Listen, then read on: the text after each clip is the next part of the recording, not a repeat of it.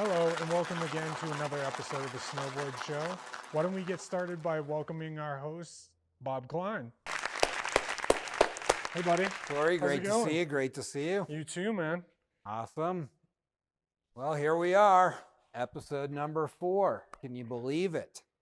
I say that every time because we just can't believe how we keep on getting better, but we still screw it up over and over and over again. It's great, isn't it? I love it. Yeah. Our thing is about content, right? Yeah. We're Content, learning as we go. Content.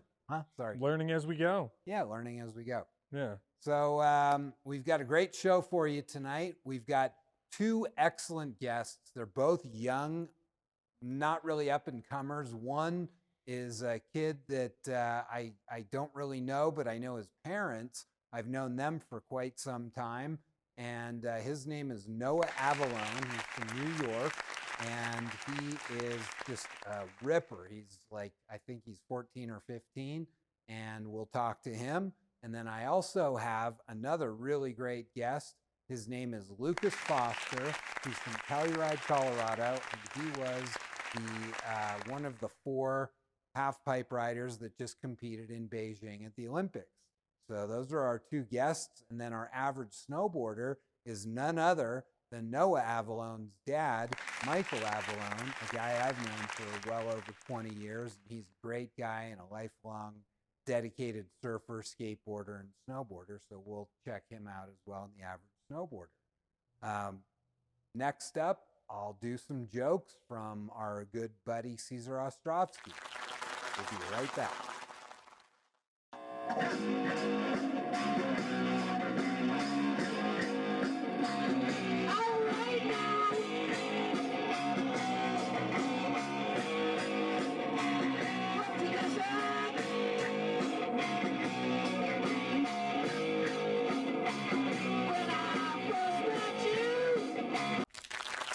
Welcome back. Cesar Ostrovsky wrote some more jokes for me, but first, I've got a couple of jokes from my lifelong friend, sort of lifelong friend. We've known each other since 6th grade, I believe. My good buddy and legendary snowboarder Tom Burt took it upon himself to send me the first 2 jokes. You may or may not have heard them before. So, Corey, check this one out. How does a snowboarder say hello? How? Oops, sorry, bro. What do you call a snowboarder without a girlfriend or a boyfriend? What? Homeless.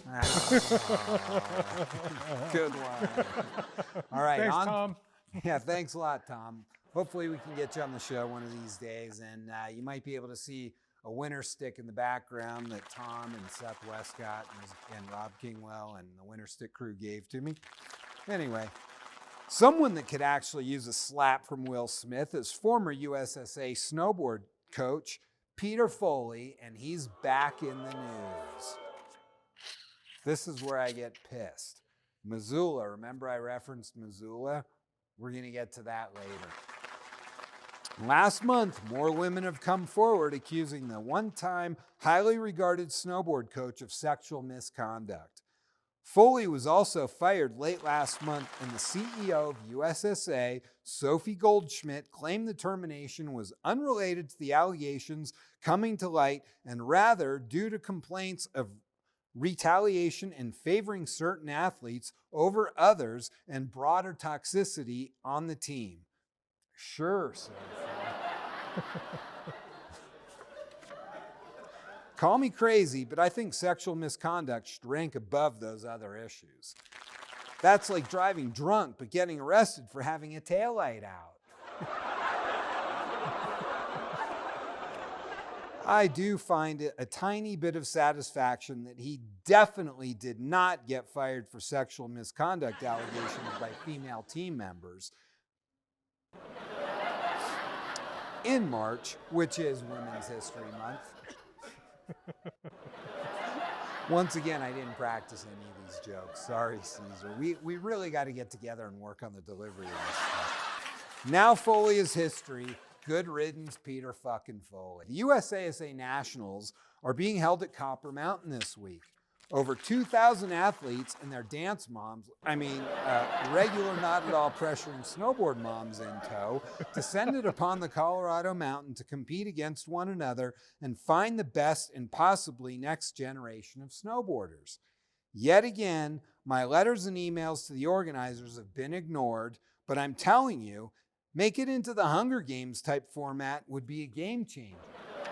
What do you think? I agree. Yeah, Way more entertaining. Yeah, I think so. What many people don't realize is that full-grown adults also compete in the organization, holding on to their glory days for just a bit longer. Maybe next year, I'll slap my iconic red speed suit on and join them. Oh, wait, let me say that sentence again.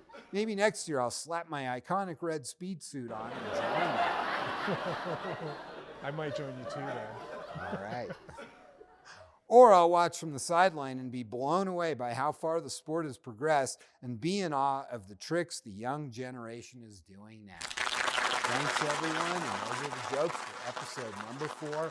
Thanks again to our buddy Caesar Ostrovsky. You can check him out at Caesar Got Jokes on Instagram and somewhere else probably too. Thank you.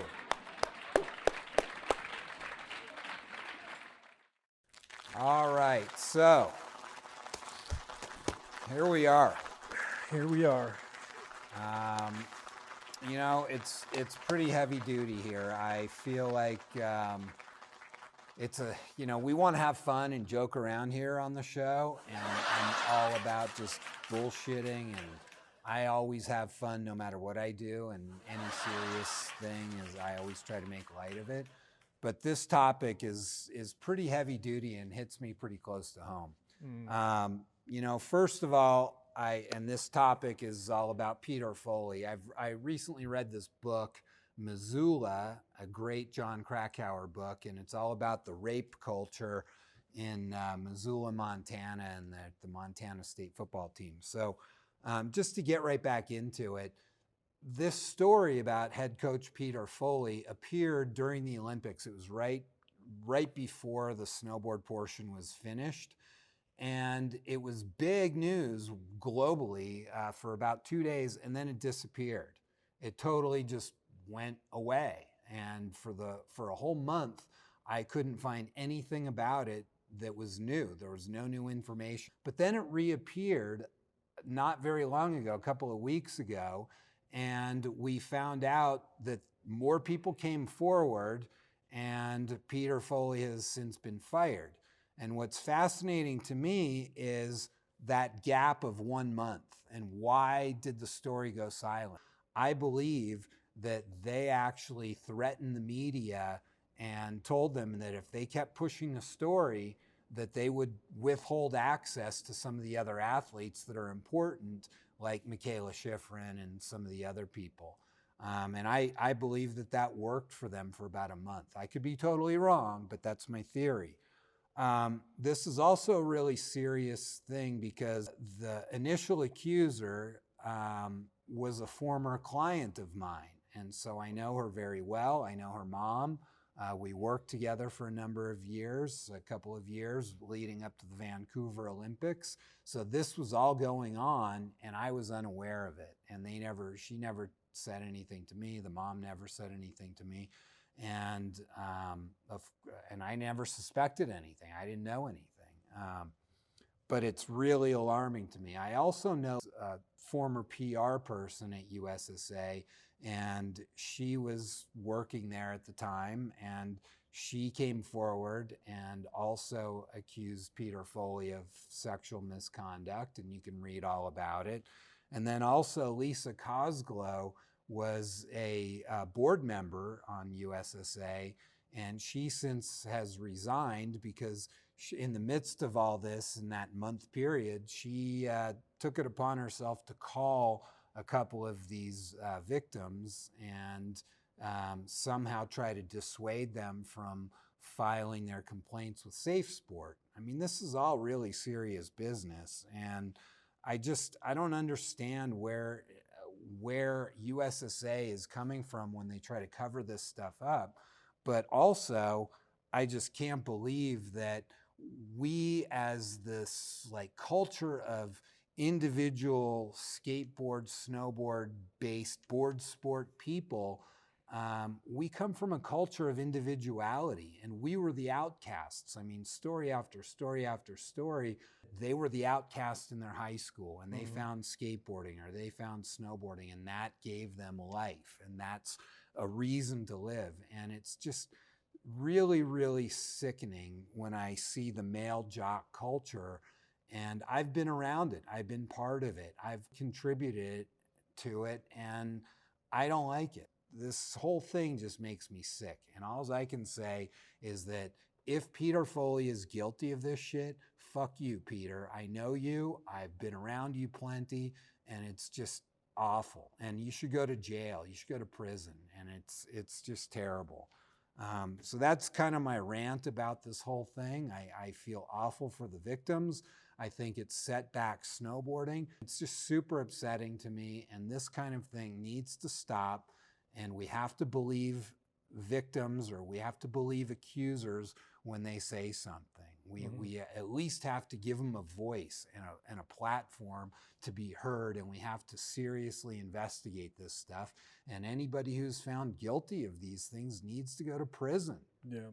I mean, I don't know what your thoughts are. I mean, you know, we already having something like this happen in gymnastics, and this is a national organization for for professional athletes and everything. You should hold yourself to a higher standard, and I agree with you. I don't think it's right whatsoever. And yeah, I'm still kind of shocked that that would actually occur. But I mean, like you said, we've, grown up in this culture, and, maybe turned a blind eye in the past, but this is the future, and we need to do better as a community and everything with this. And when I sent you that article, learning that USSA may have actually interfered in somebody's investigation, I mean, to find that out, it's just appalling. Yeah, I mean, do you agree with me that these people should go to jail? To anybody that interfered, yeah. That's just not right. I feel guilty by association. I feel sick to my stomach. I feel like I've been betrayed by people that I know and trusted. And I don't know. I mean, at the end of the day, it sounds like a big slam on Foley, but that guy, I believe, was just an alpine racer, and he may have been the first snowboarder to jump ship over to FIS, and he got the job of head coach, and he got some power, and he never looked back. And this is exactly the stuff that actually Mike Rankwit's been talking about in his podcast in a completely different format, talking shit about gatekeepers in the industry that are actually in a position of power, and they use that power for their own gain, and it's wrong. In this case, we see it in allegations. It's in the news. It's a big deal, and I believe it. I believe all of these accusers, and I think that it's terrible. They've got to live with it for the rest of their lives, and Foley used them for I don't even know what. Like what Rankwit said, be a man and just jerk off. So that's my rant there. Well said. All right. We'll be right back with our first or second guest, or third guest, or first guest, or whatever guest. Actually, we won't be back because we're going up to the mountains to go find those guys. We'll be right back. All right, here we are at Copper Mountain, show number 4 on the Snowboard Show. We're at USASA Nationals at Copper Mountain, and my first guest for tonight, even though it's not even noon yet, or maybe it's around noon, is a great kid. His name is Noah Avallone, and he's a multi-sport person. He skates, he surfs, he snowboards. He's got very cool parents that I've known for a long time, so let's bring out Noah Avallone. Yeah. Sit, where should I sit? How you doing? I'm doing good. How you doing? Fantastic. Yeah, good to be here.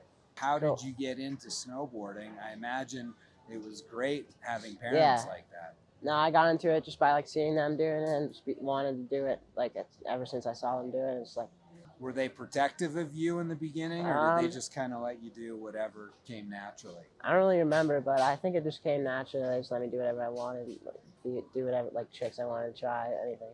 Cool. Yeah. Do you remember what you started first? I think skateboarding because it's just the easiest like to get into. Like you can do it anywhere, and then snowboarding, and then surfing. I think.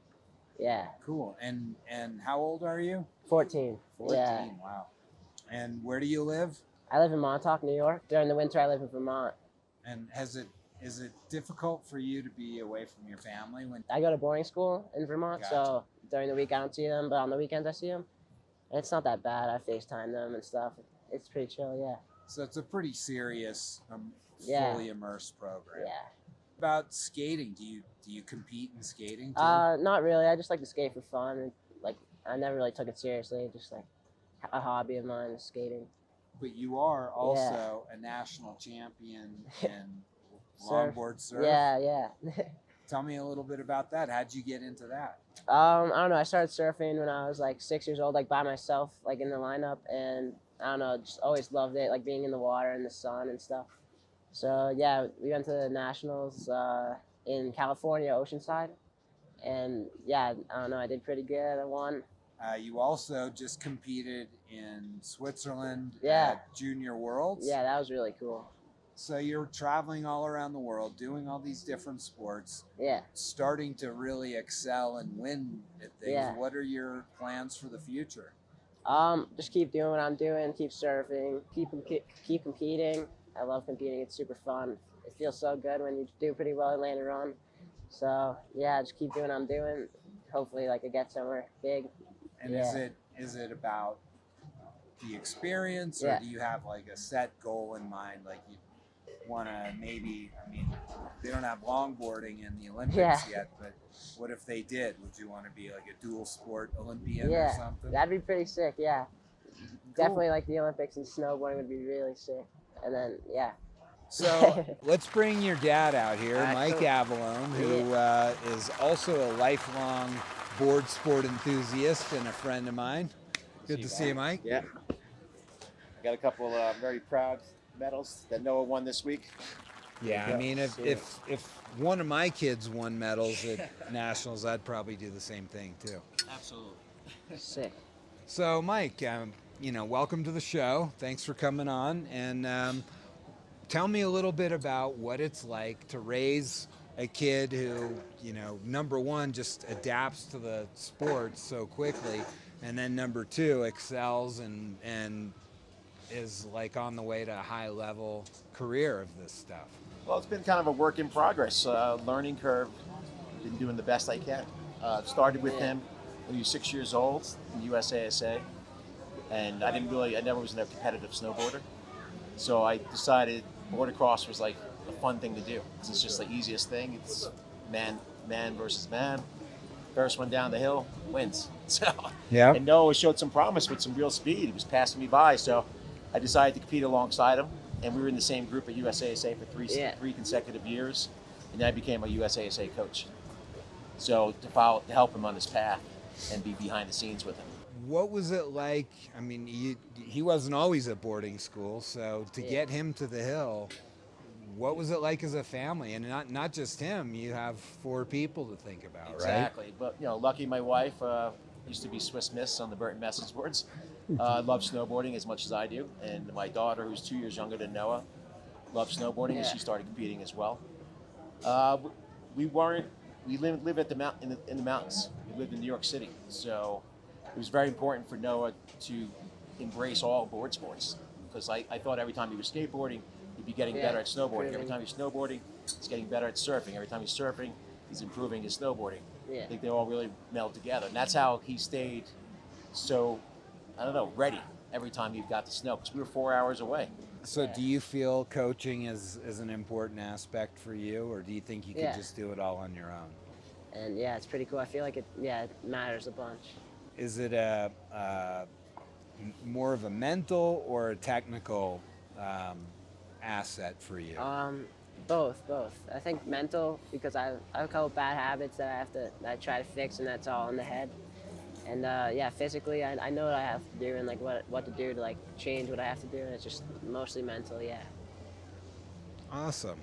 Yeah, one of the biggest things about seeking coaches and getting advice from different coaches is that it's always in the back of your brain. Well, this conversation, I guess, makes me feel like I have to open my mind up a little bit. That's crazy talk, but I've been so anti-coaching for so many years. What can I say? I mean, maybe there's something to it. Yeah, I would say up until about the last 2 years, he probably rode 80 to 90% of the days without a coach, just as with us as a family. But as he's gotten to bigger features, 22-foot half pipes, X Game style, slope style jumps, that's something that's beyond my scope. And bringing, like we talked earlier when we did the Average Snowboarder segment about Mount Baker, and you had mentioned, how great that was, that period of time that you won. I forget the exact sequence of how you won everything, but it was like a few years where you kept going back and winning the invites back. So is that one of your favorite places to go to? Yeah, it's amazing. Like when we have good weather or bad weather, it's just so fun. Like when it snows, there's so much stuff you can do, and it's just like that competition is like has such good vibes. Everyone's like hanging out, having fun. Like it's not really like too competitive. It's super sick. Have you ever ridden with Jeff Fulton? No, I don't think so. Not yet. No. That'd be sick. No? Though. Do you know who he is? Yeah. All right. That's cool. I mean, a 14-year-old who knows who you are, Fulton. I mean, come on, that's awesome, bro. All right, well, hey, I really appreciate your time, and just stay right there. We're going to have Lucas Foster coming on the set next, and really appreciate you coming out here and sitting with me. All right, so for this episode's Average Snowboarder, we have a really special guy here. His name is Michael Avallone. And you just saw his son being interviewed, and he's a great guy. I first met him actually through the internet back in the old Burton message board days. He and his wife used to spend a lot of time on the Burton message board, and so did I, actually. I thought you weren't supposed to meet people off the internet. Yeah, well, that's the story for another day. Be sure to remember to ask me all about the Burton message board, and I've got stories. And all you Burton message board people, I know you love it, and I love it too. So, and I miss all you guys. But anyway, I first met these guys in person at a U.S. Open in Vermont more than 20 years ago, and they were so cool. Anyway, they were really fun to just go snowboarding with and hang out at the Open and, get away from that whole pro scene. For me, it was just a nice, refreshing way. So anyway, our average snowboarder is Michael Avallone. He's a great surfer, snowboarder, skateboarder, and let's take a look. Sitting here with Bob Klein. So Michael Avallone, when did you start snowboarding? I started back in 1989, Vernon Valley, New Jersey. Home of Danny Cass, huh? Apparently so. Later on, I found out about that. This was 1989, and we rented these planks. We had regular boots, like not Sorels, those even worse, like the LL Bean ones. And it was difficult. We got bodied the entire day. But then eventually, the last couple runs, made it down without falling. And then you were pretty much hooked. And then, I don't know, it kind of shelved it for a couple years. Like went a couple times, rent got a little bit better. And then in 1992, I met some people that were all about Tahoe and going up to Squaw. So in 1992, I went up to Squaw, my first like real mountain. Because I had been to Hunter and like Vernon Valley, some smaller places. And I was just like blown away by the big mountains. Started going to Tahoe as much as I could, and then Utah, Colorado, and then anywhere I could ever since. what keeps you motivated to ride, and where are your favorite places to go? I'm motivated to ride because I just love being in the outdoors. So it's been a dual passion of the mountains and the ocean for me. I find the vastness of both of them just so amazing, just to look at, just be part of, and then just riding, standing sideways, feeling that flow, that flow state, just what's in front of you. Everything in the past is the past. Everything behind you. And snowboarding, I think, out of skateboarding, surfing, snowboarding is still my favorite. No matter how good surf could be, this is a endless wave, but it's beautiful.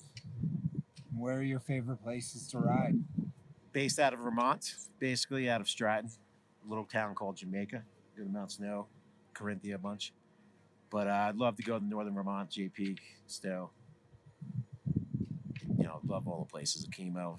They're all different, and they're all really fun. Vermont's a great state to shred. It's just amazing.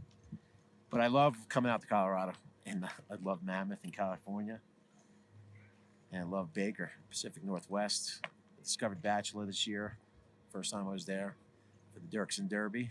That was so fun. But I could see how that place could be special, really special. But the dry snow of Colorado just blows me away, and Mammoth, just tremendous. Awesome. Yeah. So really, this average snowboarder segment really is not average. Michael is not an average snowboarder. This guy's good. We're gonna take a few reps of it. Thank you. So, Michael, you ever have any injuries? Well, the one I was telling you about before, Mount Baker, my first trip to the Bank Slalom, 30th anniversary, you were there, 2016. Coming around the first turn in the first day of qualifications, second turn I think I dug my nose in, and I went flying into the Cascade concrete. My shoulder did anyway, and my body came out. My shoulder stayed, my arm stayed. Just looking at my shoulder, that was my worst injury.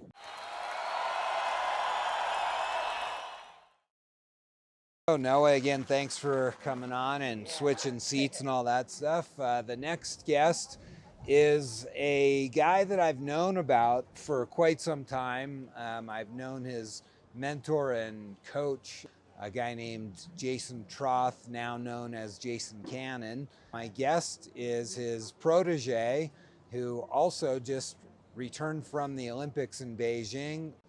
His name is Lucas Foster, and I believe he's quite an all-around ripper from Telluride. Let's bring him on out. Yeah. Thanks, Bob. Thanks for coming on, Lucas. Yeah, my pleasure. I'm sure you've had a busy schedule since, I don't know when, like the fall, I'm guessing, huh? Yeah, it's been a long season. The last month or so has been more chill, and been able to get back to just free riding and not having an agenda, so that's been nice and enjoying that for sure. Yeah, and I know the format for making the Olympic team, it's still the same, 5 events, correct? Mm-hmm. Yeah. Mm-hmm. You don't know until maybe the last event where you're at. So how was that roller coaster ride for you and your family and everything else? Yeah, it was hectic, and I also was definitely not on the horizon for making the team. I was kind of an underdog, so doing well there, and I was still on the rookie team. I was like, all right, I could actually make this team. So then you have to go through the whole summer and the fall, knowing you're off to a good start. So it was kind of every day you kind of wanted to make sure you were doing something to stay on that track of riding well and trying to make that team. And yeah, the last 4 events this past season were crazy, and just with all the other stuff going on with COVID and in order to stay kind of in contention and riding at this level these days, you got to be riding half pipe a lot. So it's we're either competing or just lapping pipe. Were you born in Telluride? Yeah, born and raised and grew up there, and pretty much rode Telluride. That was my home mountain until probably last season. Then I started riding up here more, but yeah, Telluride didn't have a half pipe, so I'm not used to riding half pipe regularly. Your dad's the one who got you into snowboarding, and your Yeah. godfather as well? Yeah, I mean, I'd say more my dad. My dad, Steve Foster, he's lived in Telluride since like 1995, and yeah, I mean, he's just like your classic like ski bum, and I mean that in a great way. Like he loves snowboarding so much. That's like his thing, and I grew up just free riding with him and my mom, and that's all we did for years. From like age 8 to 11, all I knew was just being a weekend warrior, free riding, and taking maybe a park lap in the morning before going up high. And I had no idea really about the Olympics or competing. It didn't exist in my opinion. The only thing that snowboarding was just shredding with my parents. And as I got older and started to meet other, kids my age that were snowboarding, then I was like, oh, like there's competitions, there's pro snowboarders, there's sponsors, like that seems cool. But yeah, like that start definitely is the reason why I still have like the passion for just riding everything today. So Tell me about Jason and how you met him and how he's influenced you in your life as well as snowboarding. for sure, yeah. I mean, I met Jason. I knew about him for years, but he was coaching Harry Carney and Hagen Carney as they were coming up from like when they were 11-year-olds till they were 18, 19, and pretty much like not raised those kids, but like, got them to where they're at now in snowboarding, or was a big part of it. So I knew he was like a good coach. But then when I met him, I really realized why he was doing such a good job with those guys. And it's because Jason, he had this really different perspective that most coaches don't have, which is, everything in snowboarding, but also in life is very holistic. One thing that Jason and I did a lot when I was coming up was just learning how to free ride properly. And he was taking me to Baker for years, racing the bank slalom, and would always kind of remind me that like, hey, this is snowboarding. This is more difficult than a half pipe contest. This is more difficult than, doing a double cork on a jump, learning how to turn properly. Without his knowledge, I wouldn't have been able to take advantage of a lot of the opportunities that I've gotten, and really optimized everything that I've had. It's nice to hear, your experience, not just on the mountain, but off the mountain too, with someone like that. Yeah, definitely. How was your Olympic experience? It was crazy. I mean, definitely you're very isolated at the Olympics, whether it's COVID or not. It was cool though, because like the half pipe was really good and the accommodations were good. Like they really had everything pretty dialed over there from my perspective. Opening ceremonies was crazy, and just like, I'd say being on the team with 3 riders that I really watched since I was like Noah's age was crazy. Because I mean, Taylor Gold, I remember watching him make the Olympics when I was like 13 and watching him just dominate for years. Chase Josie, and then obviously like being on a team with Shaun White was nuts. I thought he would retire after like 2014, and whatever, 8 years later, I'm on a team with him. That was nuts. So I was like I was humbled to like make that team and just like be in the presence of those guys. The kind of curveball is there was some controversy in the middle of it with Pete Foley and all that. That must have been a little bit bizarre to deal with as well. Yeah, definitely. I mean, a lot of the Foley stuff, that was really disturbing. Definitely a pretty crazy time for the U.S. team, but yeah, I mean, very, very disturbing to see stuff like that happening. And yeah, we've been having some meetings with the team about that whole situation and just like moving forward, how to make the team culture just more of like like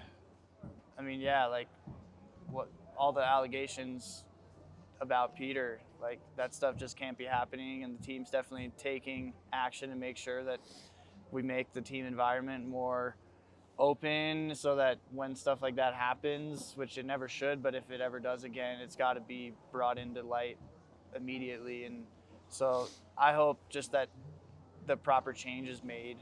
What are your plans for summer and the future? You catching up on sleep at least?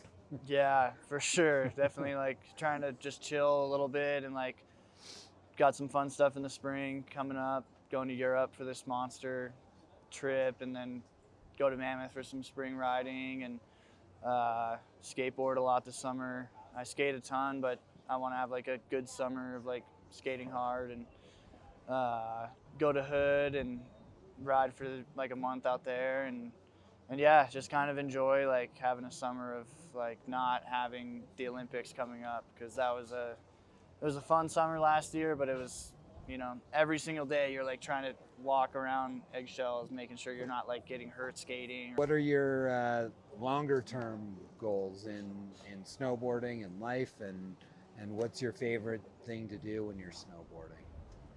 Favorite thing to do when snowboarding is, I mean, dude, it's every day snowboarding is great.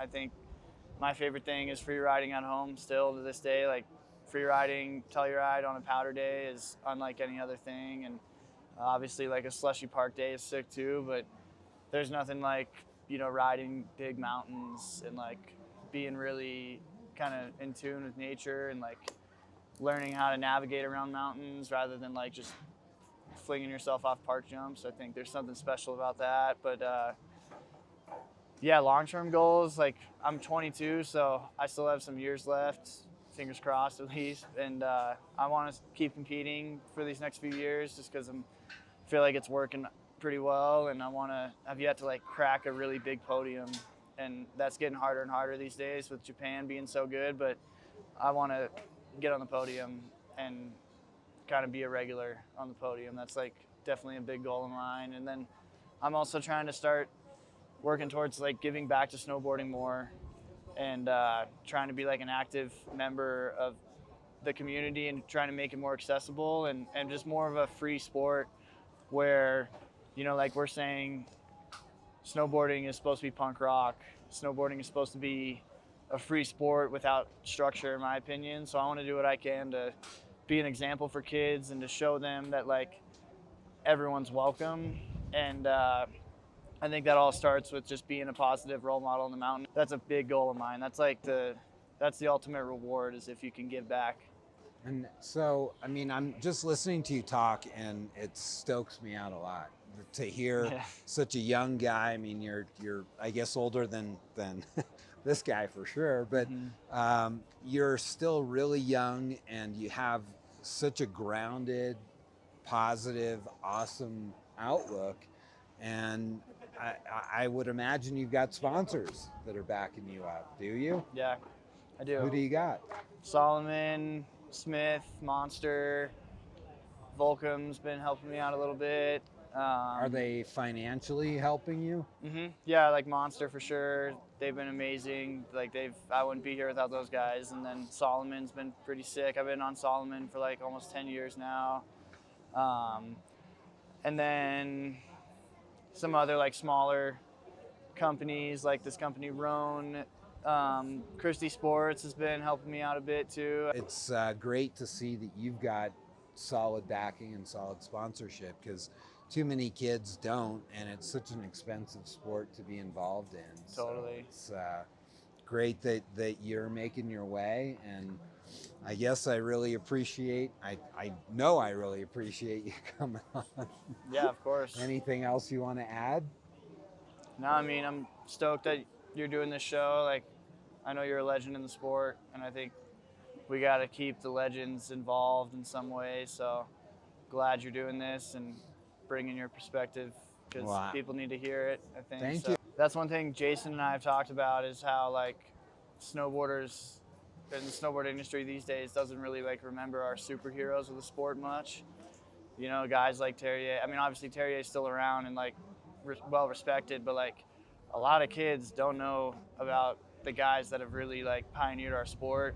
Guys like Rankwood and, you know, Noah Selaznik, just random other people, Jamie Lynn. It is interesting to see how the superheroes are kind of forgotten very quick, you know. I really appreciate the time that both of you guys have taken again. Thanks for having us. Stoked. Thank you, guys. Yeah.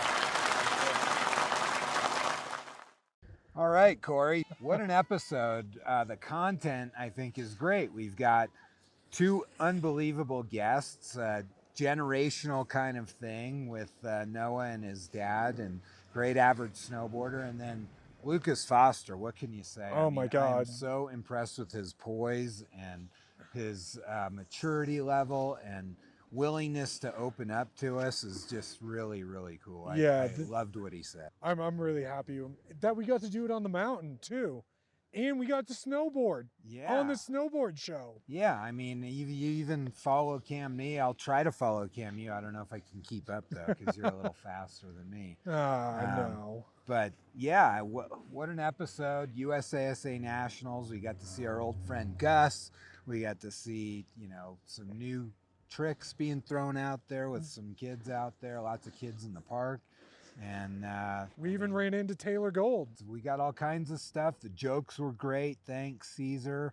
Again, that heavy episode with Peter Foley. Oh, wow, look, border cross. That's awesome over there. You can't see it, but we see it from the chairlift. Yeah.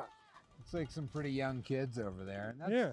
this is just another example of just snowboarding bringing people together, and it's great to be out here doing it as a hobby, as a new job for us. We're gonna make tons of money doing this shit once we get the production down. Yeah.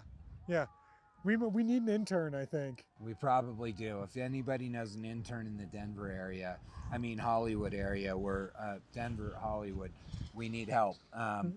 But until next time, we've got a little bit left on the chairlift. We'll sign off and tune in on YouTube, subscribe, comment, and check us out on Instagram at The Snowboard Show.